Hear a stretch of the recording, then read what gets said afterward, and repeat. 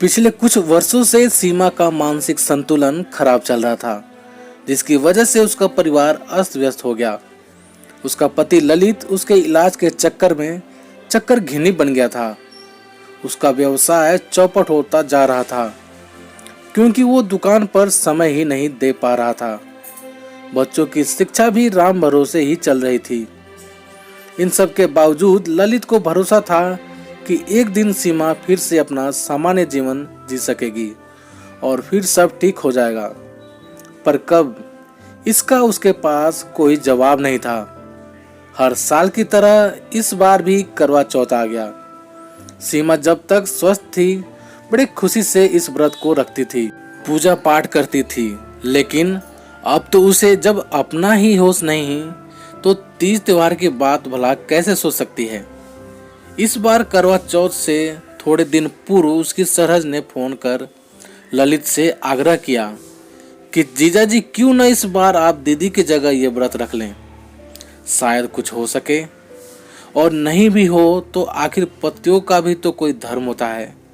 हम पत्नियां हमेशा पतियों के लिए तो व्रत अनुष्ठान करती ही हैं। फिर हम यदि इस हालत में न हो तो क्या आप लोगों का फर्ज नहीं है कि कभी पत्नियों के लिए, उनके स्वास्थ्य, लंबी उम्र के लिए और खुशी के लिए कुछ करें। आखिर आप लोगों को भी तो यह पता चलना चाहिए कि दिन दिन भर कभी तो 24-26 घंटे बिना जल के भी हम दिन भर खटते हैं। एक दिन भी हमें फुर्सत नहीं मिलती। इसका एहसास आप मर्दों को कभी नहीं होता। मौके बेमौके आप लोग भी तो इसका अनुभव कीजिए।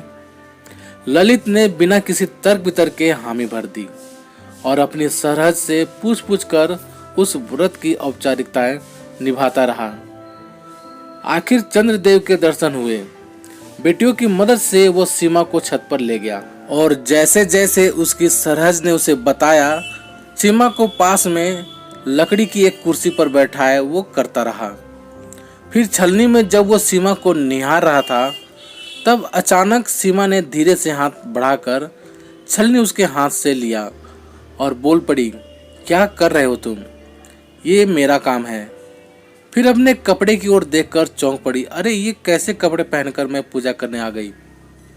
फिर कुछ सोचते हुए बोली, मगर मैं यहाँ आई कैसे? तब ललित ने बताया कि तुम्हें हम लेकर आए हैं और आज तुम्हारे लिए हमने व्रत भी रखा है। सीमा ने कहा, जनाब बड़े समझदार बन गए हैं, न खुद ढंग के कपड़े पहने हैं और न मुझे पहनने दिया। इतनी जल्दी पड़ी थी। चलो खैर, करवा माता तुम्हारी मनोकामना पूरी करें। फिर हमेशा जो कुछ खुद करती थी वो सब धीरे धीरे किया और बेटियों से कहा, चलो तुम लोग मुझे थोड़ा सहारा दो तो मैं भी परिक्रमा कर लूं। फिर तुम्हारे पापा का व्रत भी तोड़वाना है। चंद्रमा को हाथ जोड़ शीश झुकाकर ललित ने नमन किया और सीमा को अपनी बाहों में समेट लिया। उसकी आंखों से असुर धारा बह निकली। दोनों बेटियां भी मां से लिपट गईं। ललित को विश्वास हो गया कि उसका करवा चौथ का व्रत सफल हो गया। अब उसकी जीवन साथी फिर से एक सामान्य जीवन जी पाएगी। तो प्यारे दोस्तों, आप सभी का इस कहानी के बारे में क्या राय है, प्लीज़ कमेंट करके हमें ज़रूर बताना। यदि कहानी आप सभी को पसंद आई हो तो लाइक करना, शेयर करना और चैनल पर नए हो तो प्लीज़ चैनल को सब्सक्राइब भी ज़रूर कर लेना।